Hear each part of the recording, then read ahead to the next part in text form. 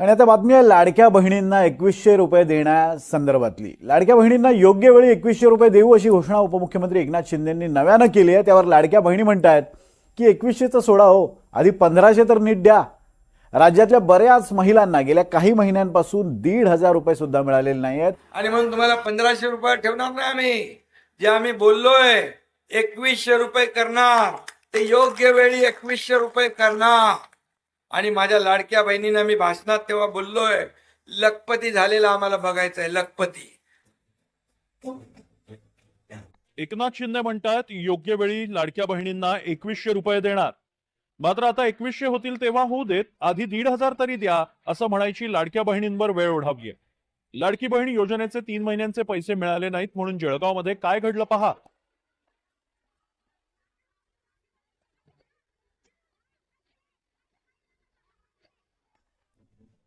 लाडकी बहीण योजनेचे पैसे मिळाले नाहीत, जळगावमध्ये लाडक्या बहिणींचा अक्षरशः उद्रेक झाला। शेकडो लाडक्या बहिणी जळगावच्या महिला आणि बालविकास कार्यालयात शिरल्या, प्रचंड गोंधळ घातला आणि अधिकाऱ्यांना जाब विचारला। योजनेचे पैसे लवकरात लवकर आमच्या खात्यात जमा करा अशी या महिलांची मागणी होती। जळगाव जिल्ह्यात 10 लाखांहून अधिक महिला लाडकी बहीण योजनेसाठी पात्र आहेत, मात्र केवायसी प्रक्रिया पूर्ण करूनही 1 लाखांहून अधिक महिलांच्या खात्यात अजून पैसा जमा झालेला नाही। केवायसी करताना झालेल्या तांत्रिक चुका, बँक खात्यांची माहिती जुळली नाही अशा अडचणींमुळे पैसे जमा झाले नसल्याचं सांगण्यात येत आहे।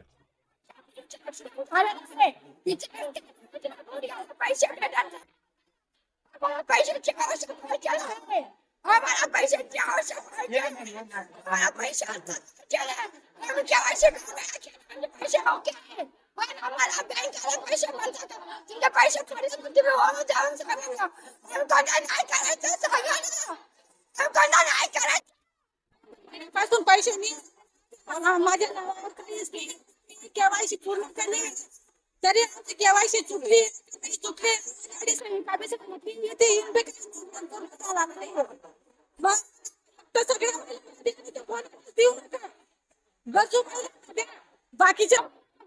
बाकीच्या महिन्यांना पडत नाही असं कशाबद्दल तुझा व्हावा। हा लाडकी बहीण योजनेचे पैसे मिळाले नाहीत म्हणून याआधीही भंडारा, अमरावती, वाशिम मध्ये मोर्चे काढण्यात आले होते। आता जळगावात लाडक्या बहिणींनी राडा केला, त्यामुळे विरोधकांनी सरकारवर निशाणा साधलाय। और तो 1500 देत आहे तर नाकी नऊ आलेले सरकारचे। या खात्याची काढा, त्या खात्याची। आता आपण संजय शिरसाट साहेबांच्या ऑफिस समोर उभे आहोत।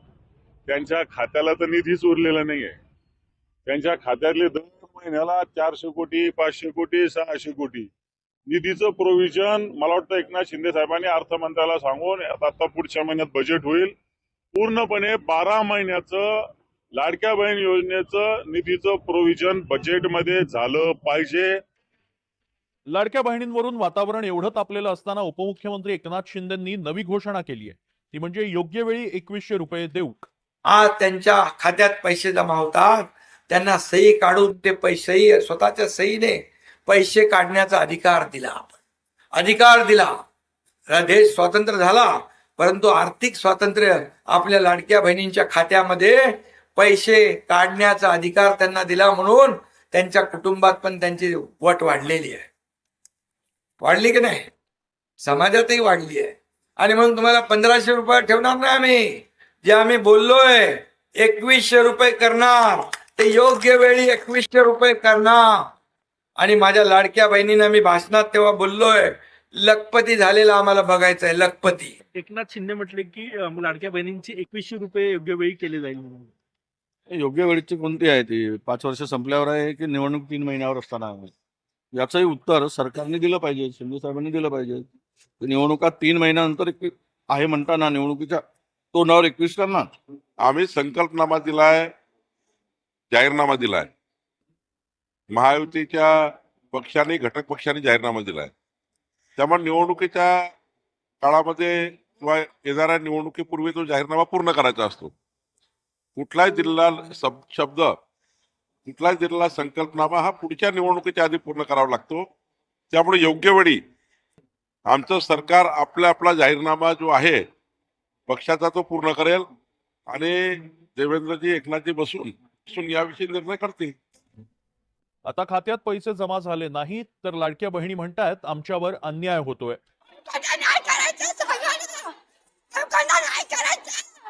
कधीपासून पैसे पडत नाही जानेवारी डिसेंबर महिन्यापासून पैसे आलेले नाही. लाडक्या बहिणींना आता महिन्याला 1,500ची सवय लागली आहे आणि आता 2100 रुपये देणार असं आमिष दाखवून सरकार लाडक्या बहिणींच्या फुकटच्या अपेक्षा वाढवत आहे. मात्र खरंच तसं झालं तर लाडकी बहीण आणि इतर सरकारी खर्चाचा मेळ घालण्यासाठी जादूची कांडी कशी आणि कोण आणणार हाच सवाल आहे. लाडक्या बहिणींसाठी फायनली आता एक महत्त्वपूर्ण अपडेट आता मिळालेली आहेत, कारण बहुतांश लाडक्या बहिणींचा जो हप्ता होता तो जमा झालेला नव्हता. याच कारणाने लाडक्या बहिणीच्या महिला व बालविकास विभागाचं जे कार्यालय आहे त्यामध्ये त्यांनी भेट देऊन आमचा हप्ता का जमा झाला नाही असे सुद्धा प्रश्न त्यांनी विचारले. यावरती लाडक्या बहिणींचा जो हप्ता वाढ आहे त्यासंबंधी देखील चर्चा करण्यात आली. 1500 रुपये लाडक्या बहिणींना मिळत होते, तर आता ते 2100 रुपये करण्याचे सरकारने आता जाहीर केलेलं आहे. एकनाथ शिंदे यांनी हा निर्णय घेतला होता आणि त्यांनी आधीच सांगितलं होतं की लाडक्या बहिणींना 2100 रुपये आम्ही देणारच आहे आणि मुख्यमंत्री देवेंद्र फडणवीस यांनी सुद्धा असे जाहीर केलेलं होतं.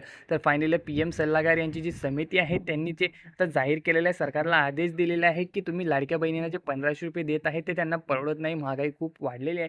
या कारणाने लाडक्या बहिणींचा जो हप्ता आहे त्यामध्ये वाढ करण्यात यावी आणि 2100 रुपये त्यांना देण्यात यावे.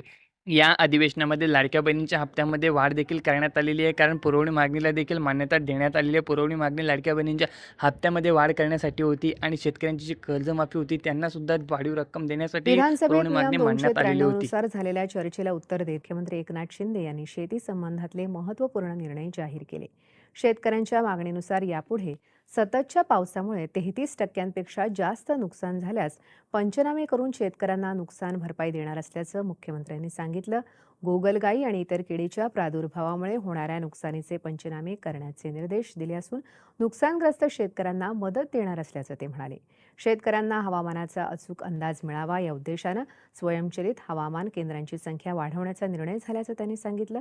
नैसर्गिक आपत्ती बाधितांना मदतीची रक्कम लवकरात लवकर मिळावी यासाठी यापुढे मोबाईल ॲपद्वारे पंचनामे करणे, पूर, दरड कोसळणं यासारख्या आपत्तीप्रवण क्षेत्राच्या पुनर्वसनाची धोरण निर्मिती, डिजिटल शेती अंतर्गत शेतकरी उत्पादक समूहाचं संगणकीकरण, शेतकऱ्यांच्या आत्महत्या रोखण्यासाठी विविध विभागांच्या समन्वयानं कृती आराखडा तयार करणं, शेतकऱ्यांचे उत्पन्न वाढवण्यासाठी शिवार ते बाजारपेठ अशी साखळी तयार करणं याबाबतही निर्णय झाल्याचं मुख्यमंत्र्यांनी विधानसभेत सांगितलं.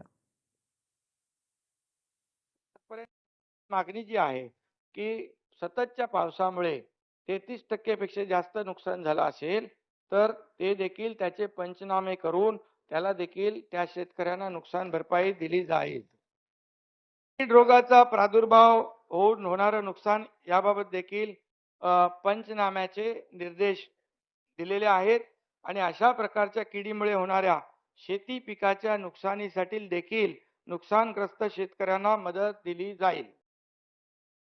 त्याचबरोबर झालेल्या पावसाचं व इतर हवामान विषयक बाबींचं जे मोजमाप करण्यासाठी यापूर्वी प्रत्येक 2400 महसूल मंडळात एक स्वयंचलित हवामान केंद्र उभारण्यात आलेले आहे. म्हणजे आपलं रेन गेज ती संख्या अपुरी असल्यामुळे या स्वयंचलित हवामान केंद्राची संख्या वाढवण्यात येईल, जेणेकरून शेतकऱ्यांना अचूक हवामानाचा अंदाज येईल आणि विमा दावे देखील वेगाने त्यामध्ये निकाली काढले जातील. हा आपण एक मोठा निर्णय या ठिकाणी घेतलेला आहे.